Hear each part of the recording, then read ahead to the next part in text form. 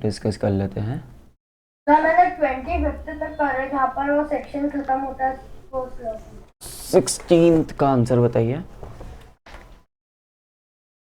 Sir 16 का answer है ए। देवेजा।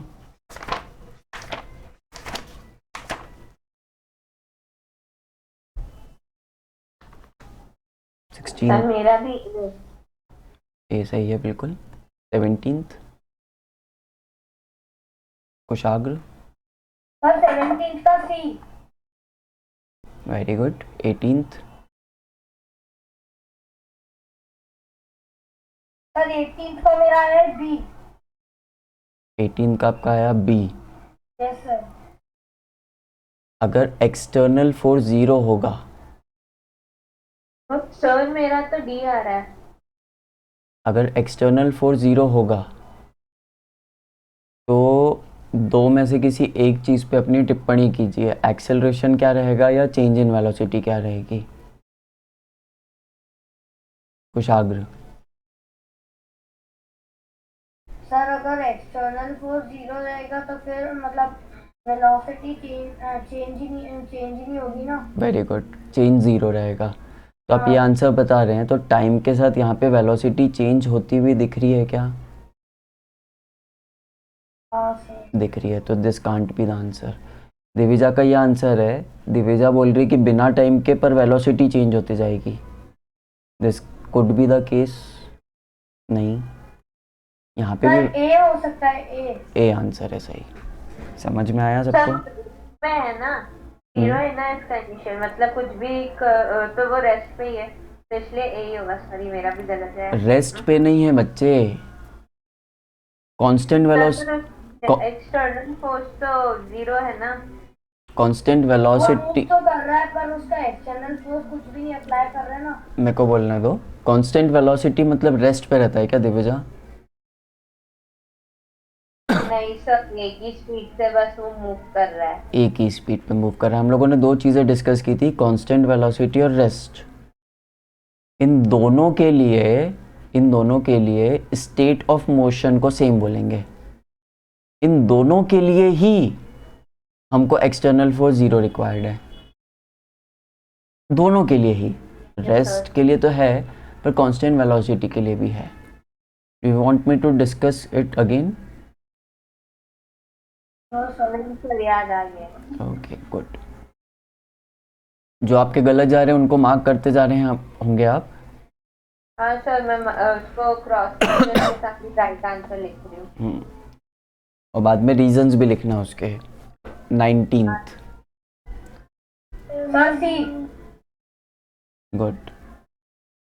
किसी को डाउट हो तो पूछते जाना। 20। सर 20 का बी। 21st। Sir D.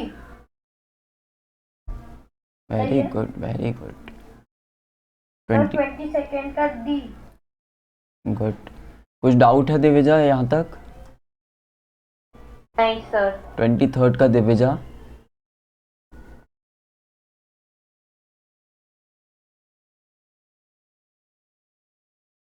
नहीं किए सर क्या? Option A. गलत। कुशाग्र। सर सी। सही है। सर 24 तो 25 का भी सी है। The inertia of a moving object depends on. Inertia किस पे डिपेंड करता है? आप सर मास पे। आप पैराग्राफ पढ़ोगे तो समझ में आ जाएगा। 24th का भी सी है, बिल्कुल सही।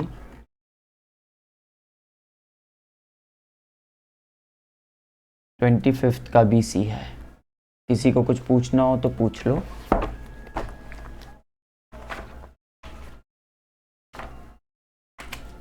Excuse me sir. हाँ बोलिए।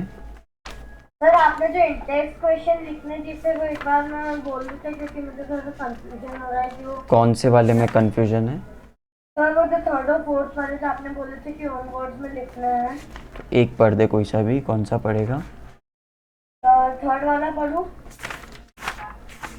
सर ये वाला extend via sum of the. हाँ पढ़।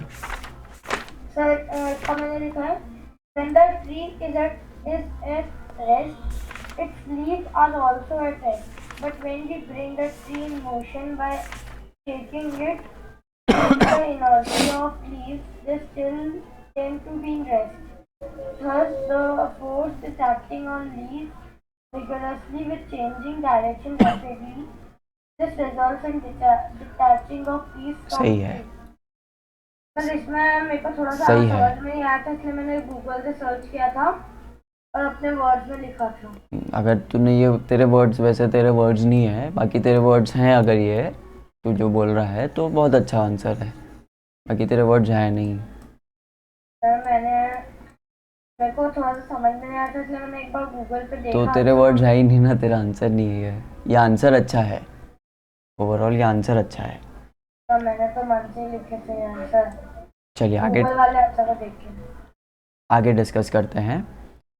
कल हमारा डिस्कशन कहाँ पे रुका था, कोई याद दिलाएगा मेरे को?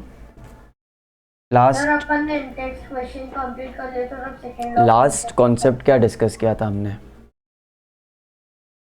और ये अपना inertia and mass. हाँ सर, ये जो बस वाला जो question था मोमेंटम, उसमें। मोमेंटम डिस्कस किया था। लास्ट कॉन्सेप्ट हमने छोटा सा डिस्कस किया था, मोमेंटम। हमने बात की थी कि पिछले चैप्टर में हमने पढ़ा displacement, velocity and acceleration.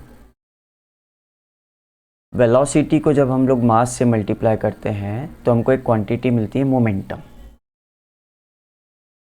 Velocity को हम लोग जब मास से मल्टीप्लाई करते हैं तो हम लोग को एक क्वांटिटी मिलती है, मोमेंटम।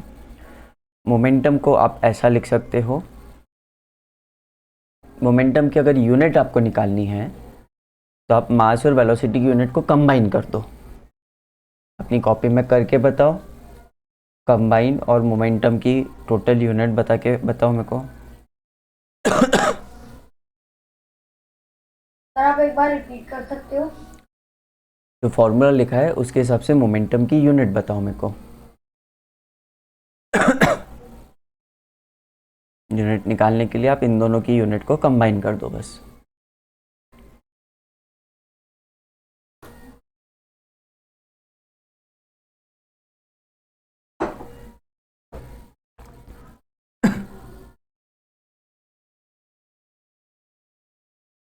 भेजा कैमरा। सर मतलब इसमें तो समझ नहीं आया कि इसमें कैसे क्या करना है। बताता हूँ। किसी भी चीज़ की यूनिट निकालने के लिए उसका फॉर्मूला से निकाल सकते हैं। किसी भी चीज़ की यूनिट निकालनी हो तो उसका फॉर्मूला यूज़ कर सकते हैं। कैसे? बहुत सिंपल होता है। यूनिट निकालने के लिए, मोमेंटम की यूनिट निकालने के लिए मास की यूनिट लिखो। मास की यूनिट कितनी होती है? KG. Yes sir, KG. Velocity की यूनिट क्या होती है? सर आप रिकॉर्ड कर रहे हो? हाँ, हाँ, वेलोसिटी की होती है metre per second square. Metre per second सिर्फ। मीटर पर सेकंड स्क्वायर किसकी होती है? एक्सेलरेशन की। मीटर पर सेकंड सिर्फ। तो मास इंटू वेलोसिटी है तो आप इनकी यूनिट्स को भी मल्टीप्लाई कर दोगे तो मोमेंटम की यूनिट क्या आ गई? kgm/s। KG metre per second. Yes sir, KG metre per second. ऐसा करके देखो अपनी कॉपी में।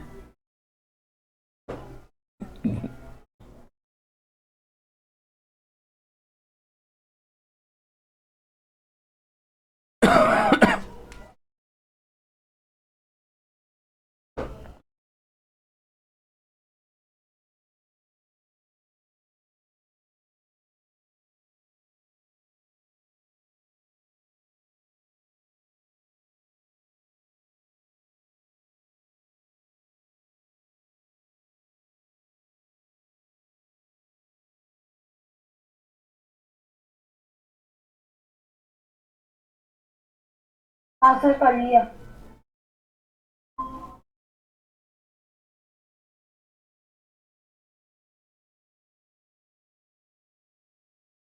Sir done.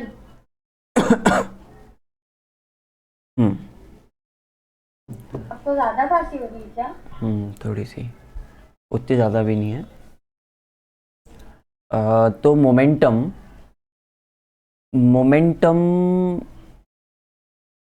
में सेकंड आ रहा है। मोमेंटम होता है मास इनटू वेलोसिटी। मोमेंटम होता है मास इनटू वेलोसिटी।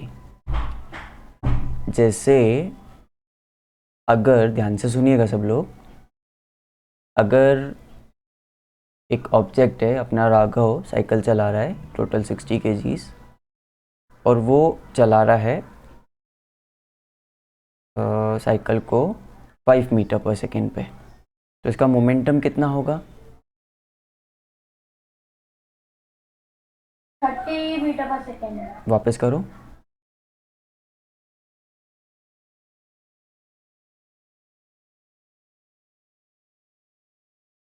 छः किलो का नहीं राघव, 60 किलो का है। सर 300 मीटर पर सेकेंड। 300 यूनिट। यूनिट गलत बोल रहे हो आप, मोमेंटम पूछ रहा हूँ। मोमेंटम की अभी यूनिट निकाली थी आपने।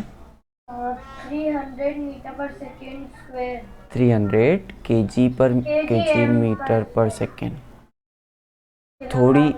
थोड़ी देर बाद राघव की वेलोसिटी हो जाती है 10 मीटर पर सेकेंड।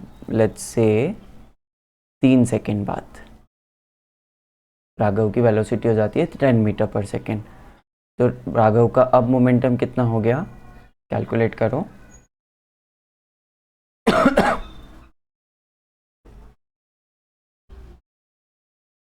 सर 30, वो 35 क्या लिखा है वो 35? अब वेलोसिटी है 10 मीटर पर सेकेंड, वजन तो उतना ही, भार तो उतना ही रहेगा, मास तो उतना ही रहेगा। तो फाइनल मोमेंटम कितना हो गया? इसको भूल जाओ।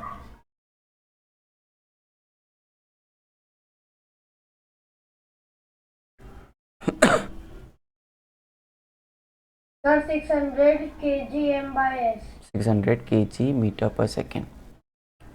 अब मुझे राघव से आंसर चाहिए, चेंज इन मोमेंटम कितना आया?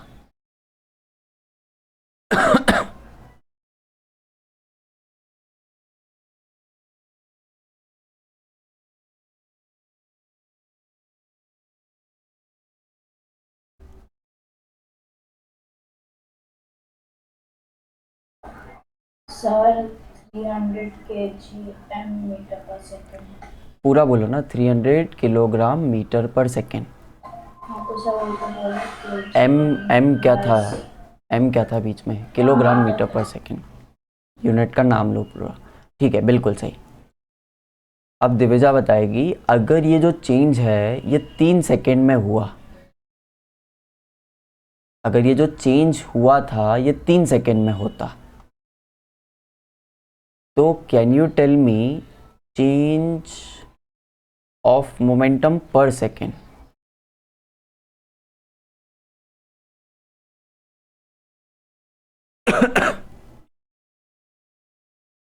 Can you tell me change of momentum per second?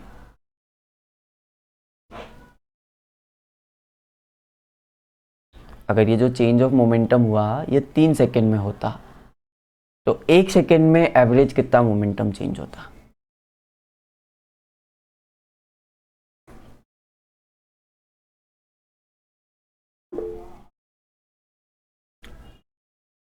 पर सेकेंड कौन लगाएगा? या सेकेंड सेकेंड कैंसिल हो गया? देखते हैं। Change of momentum per second को, ये भी गलत है, नंबर सही है आपका पर यूनिट गलत है। देखो ध्यान से देखो, change of momentum per second को मैं ऐसा लिखूंगा, ऐसा लिखूंगा, बोलो हाँ या ना। हाँ sir. Yes sir. Del P की यूनिट क्या रहेगी? अगर यूनिट की बात करें, कैलकुलेट तो खुद ही कर सकते हो, 300/3 करना है, 100 आंसर आएगा। बट यूनिट क्या रहेगी? डेल पी की यूनिट क्या रहेगी? केजी मीटर पर सेकेंड, और टाइम की यूनिट क्या रहेगी? सेकेंड। तो नीचे कितने सेकेंड हो गए? 2। तो टोटल यूनिट क्या हो गई? केजी मीटर पर सेकेंड स्क्वायर। समझे क्या? Yes sir. Very good. तो change in momentum per second को मैं एक और चीज बोल सकता हूं, rate of change of momentum. Excuse me sir. बोलिए।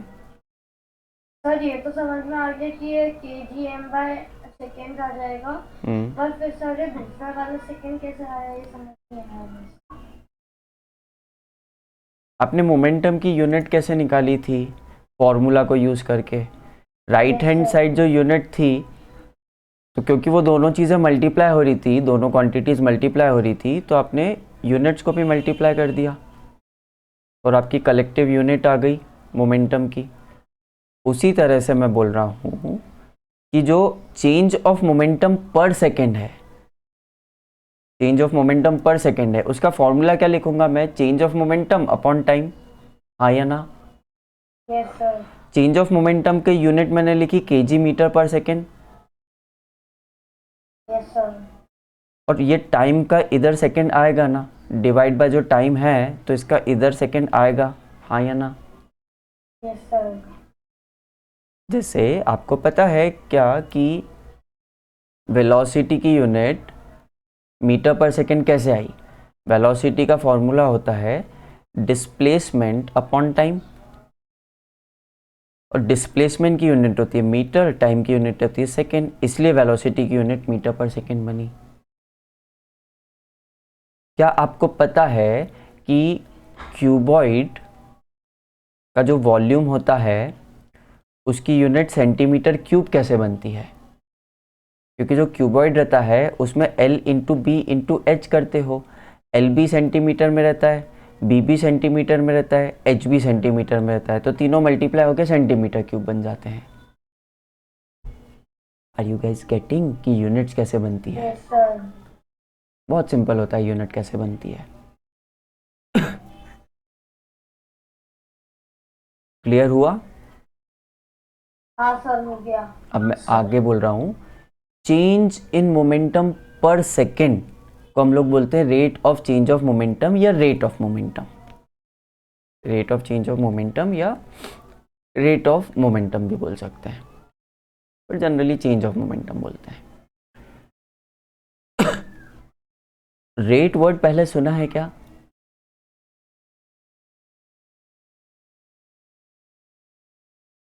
कैसे सुना तो है पर ऐसे मतलब।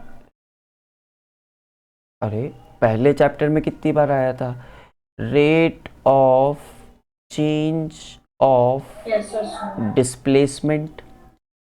Yes sir. ध्यान है, rate of change of displacement. वैसे Yes, आया था sir. Rate of change of velocity. कोई मुझे बता सकता है rate of change of displacement को क्या बोलते थे हम लोग?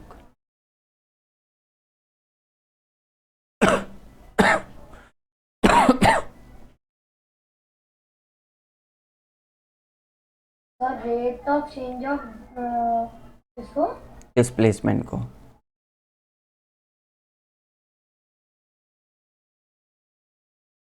किसी चीज के रेट निकालने का मतलब क्या होता है?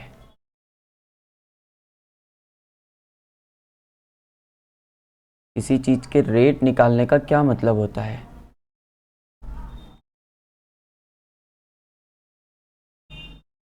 किसी चीज के रेट निकालने का मतलब होता है to divide it by time.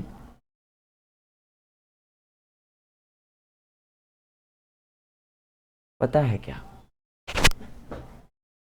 Yes sir. तो डिस्प्ले चेंज ऑफ डिस्प्लेसमेंट को अगर मैं टाइम से डिवाइड करूंगा तो क्या मिलेगा?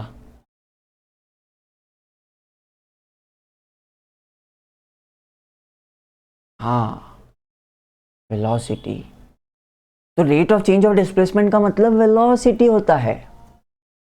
Rate of change of velocity का मतलब एक्सेलरेशन होता है। ये याद रहेगा, ये लिख लो।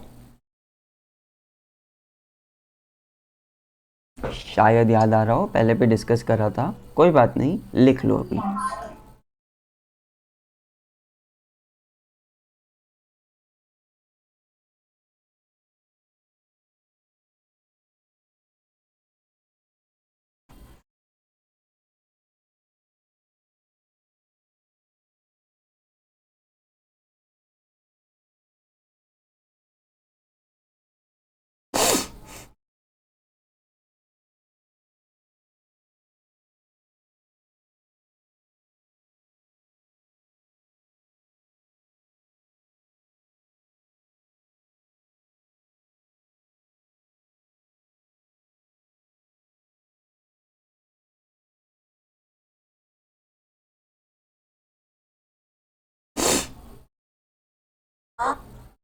तो लिख लिया।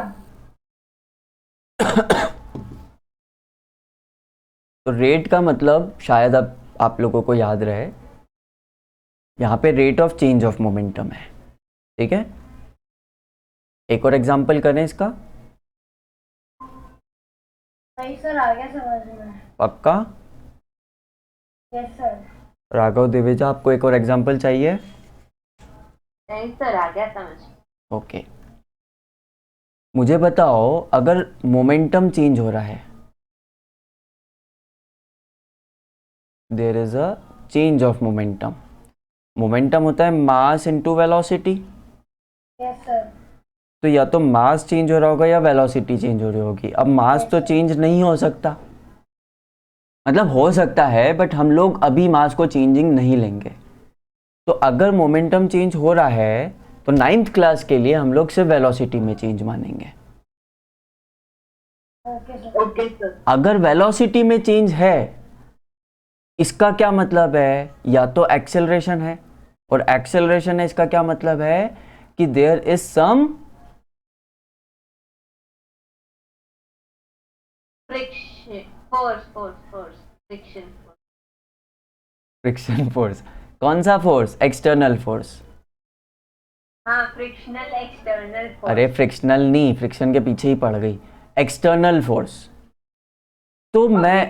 तो अपन बोल सकते हैं कि अगर मोमेंटम में चेंज है, मोमेंटम है ऐसा नहीं बोल रहा हूं, मोमेंटम में चेंज है, तो there should be some force external associated with it.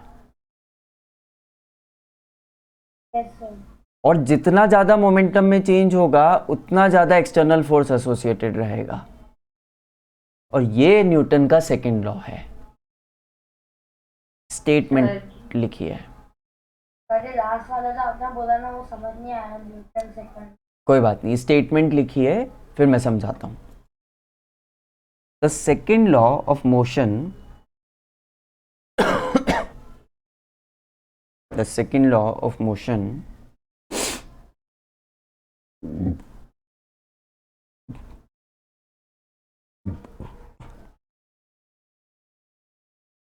states that the second law of motion states that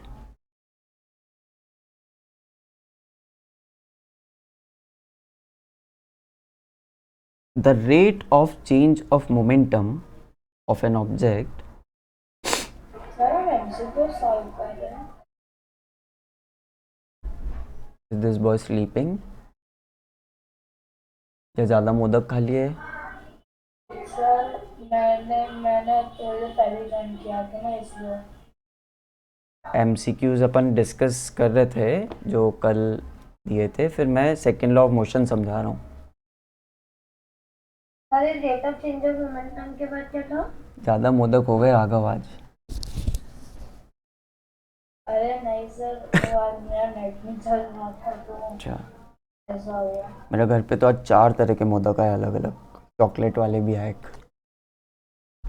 अरे तो सर मतलब हमारे यहाँ सिर्फ एक आया है आज, मोतीचूर का लड्डू, बस और कुछ नहीं। ओके, वैसे वो भी 3 डब्बे आए थे, वैसे- जो 2 चले गए हैं और एक बचा हुआ है जो खत्म होने वाला है। वैसे मोदक सिर्फ एक शेप होता है ना। हाँ सर, वो हाँ। शेप बड़ा मिलता है। और गुजिये जो बनते हैं वो बेसिकली वो मोदक होते हैं, मतलब सर रियलिटी बताओ तो मेरे को ज़्यादा मोदक अच्छे लगते ही नहीं। माँ की अच्छे लगते हैं, मतलब वो ड्राई फ्रूट्स और वो फ्राइड नहीं रहते, वो बनते हैं। मुझे मीठे अच्छे नहीं लगते, सही कसम। अरे आज मैंने चॉकलेट वाला खाया, वो बहुत अच्छा लगा मेरे को। मैंने भी खाया है सर वो चॉकलेट वाला, पर वो इतना अच्छा नहीं लगता अच्छा मुझे। चलिए, सर आप क्या बोल रहे थे? हाँ, the second law of motion states that the rate of change of momentum, the rate of change of momentum of an object is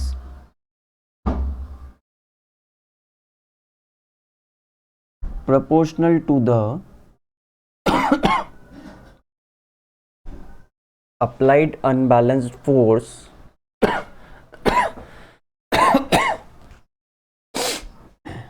in the direction of force. Sir ये प्रोपोर्शनल टू के बाद का बोल दो. Proportional to the applied unbalanced force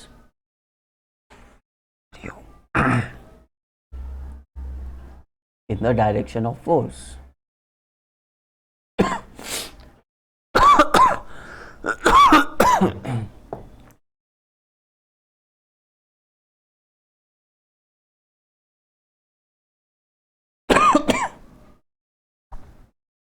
मैं बस 5 minute और पढ़ूंगा, मेरा गला बहुत ज़्यादा दुखने लग गया है अब.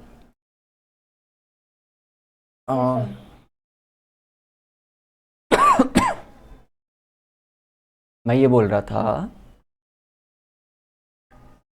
कि हमने यहाँ पे क्या कंक्लूड किया कि चेंज ऑफ मोमेंटम जब होगा जब फोर्स अप्लाई होते रहेगा. कैसे कंक्लूड किया था कि मोमेंटम चेंज है तो वेलोसिटी में चेंज होगा, और वेलोसिटी चेंज है तो या तो एक्सेलरेशन है, और एक्सेलरेशन है तो फोर्स है. तो बेसिकली अगर चेंज ऑफ मोमेंटम है तो फोर्स होगा. हाँ, है ना. और यही सेकेंड लॉ बोलता है. जो स्टेटमेंट लिखवाया है मैंने उसको पढ़ो तो आपको समझ में आएगा कि यही सेकेंड लॉ है. पढ़ो स्टेटमेंट 2 बार 3 बार पढ़ो.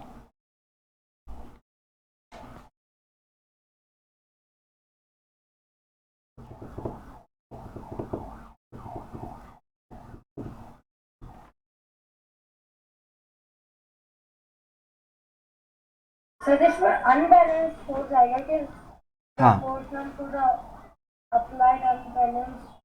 मैंने एक्सटर्नल फोर्स लिखा है तो अनबैलेंस एक्सटर्नल फोर्स कर लो उसको. अनबैलेंस मतलब नेट फोर्स.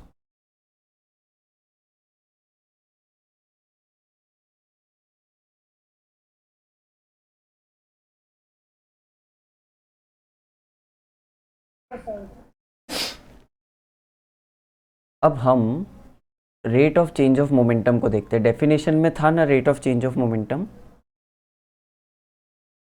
डेफिनेशन में था ना word rate of change of momentum. उसको देखते हैं.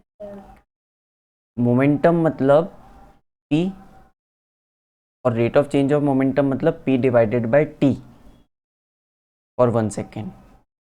हाँ या नहीं Divija?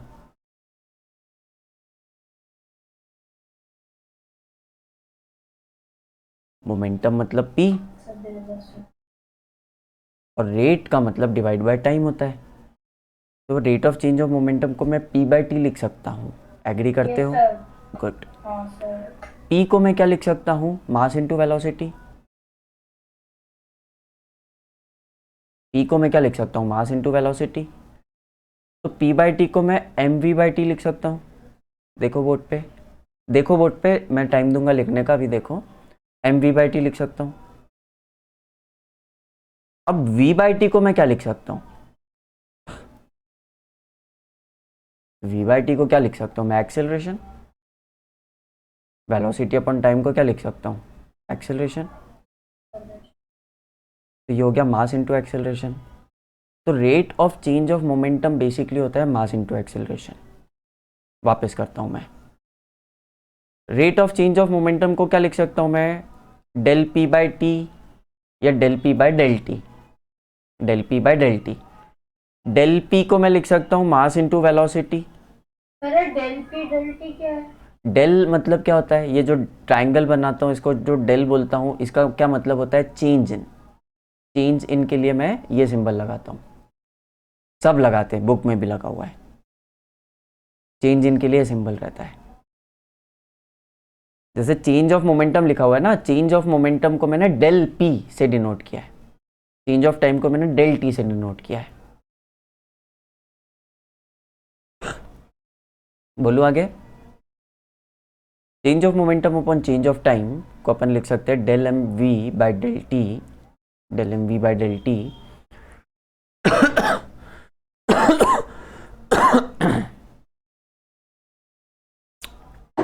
Del M V by del T.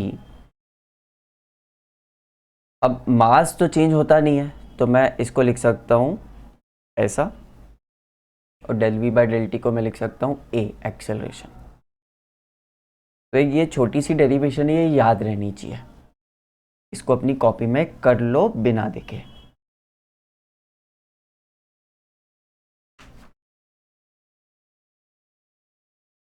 Sir कर लिया। बिना देखे याद रहेगी। डेल वी को आप final velocity minus initial velocity भी लिख सकते हो। चेंज इन वेलोसिटी को final velocity minus initial velocity भी लिख सकते हो। Hope you are understanding. Yes sir. Very good. तो जो आपका डेफिनेशन है, उस डेफिनेशन में rate of change of momentum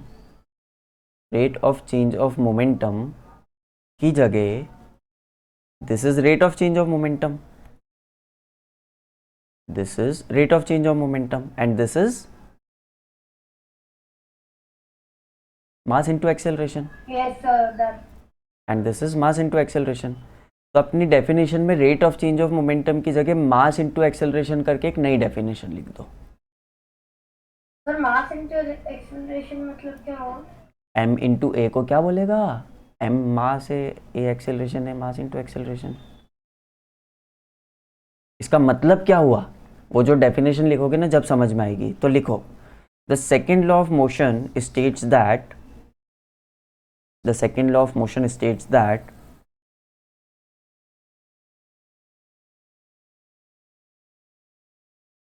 mass into acceleration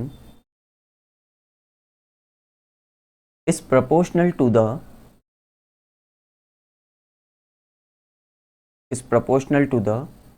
applied unbalanced force.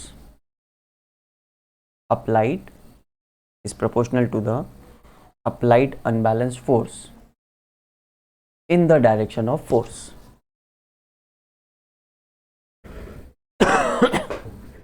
In the direction of force.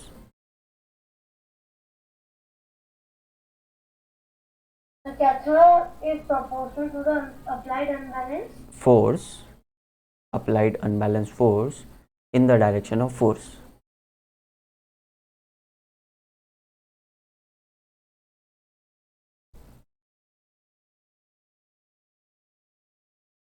ठीक है? रीड द 9.4 सेक्शन कंप्लीटली, मतलब होमवर्क रहेगा 9.4 सेक्शन कंप्लीटली रीड करना है और उसके एमसीक्यूज कंप्लीट करने हैं। ठीक है? और इसके जो भी इन टेक्स्ट क्वेश्चन है वो भी कंप्लीट करना है। सर। हाँ बोलिए। सर मुझे अभी तक समझ नहीं आया कि मास और एक्सेलरेशन को क्या बोलेंगे इसका, मतलब मोमेंटम थोड़ी ना क्या बोलेंगे? मोमेंटम नहीं बोलेंगे, कुछ भी ऐसे कुछ भी नहीं बोलते हैं। पर मास इनटू एक्सेलरेशन किसके प्रोपोर्शनल रहता है? स्टेटमेंट में लिखा हुआ है sir external force. External unbalance force के, बिल्कुल सही। और इकट्ठा कुछ भी नहीं बोलेंगे। तो ऐसा सोच रहा है कि मोमेंटम जैसा कुछ बोलेंगे, तो ऐसा नहीं है, इकट्ठा कुछ भी नहीं बोलेंगे। ठीक है? ठीक है सर। चलिए, थोड़ा सा वर्क ज़्यादा है आज, 20 मिनट जल्दी छोड़ रहा हूँ, तो होपफुली वर्क अच्छे से कंप्लीट होगा। 9.4 सेक्शन बुक में से पूरा करना है, उसमें कुछ बीच में क्वेश्चंस दिए हैं, न्यूमेरिकल्स वो भी करने हैं, और पूरे एमसीक्यूज कंप्लीट करने हैं। चलिए कल मिलते हैं। Thank you so much. Okay sir, thank you sir, bye sir. Bye.